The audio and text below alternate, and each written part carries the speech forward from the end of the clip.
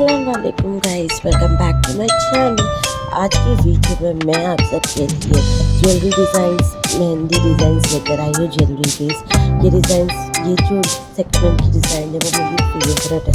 मुझे बहुत ही पसंद आती है और बहुत ही खूबसूरत लगती है हाथों में। स्टाइलिश से ज़्यादा ये बहुत ही ज़्यादा डेलिकेट भी लगती है हाथों में।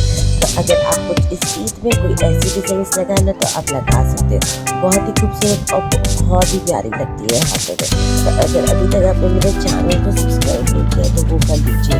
बेल आइकन दबाना ना भूलिए। अपने फ्रेंड्स एंड फैमिली में ज़रूर शेयर करिए और सबको बताइए और इस ईद में सबको फोर्स कीजिए कि अच्छी मेहंदी अपने हाथों में लगाए। Thank you for watching guys, take care, bye bye, see you next time. और मेरे चैनल को ज़्यादा से ज़्यादा लाइक, सब्सक्राइब और शेयर कर दो। मुझे कमेंट बॉक्स में ज़रूर लिखना है सब में से आपकी फेवरेट डिज़ाइन कौन सी थी। Bye, take care.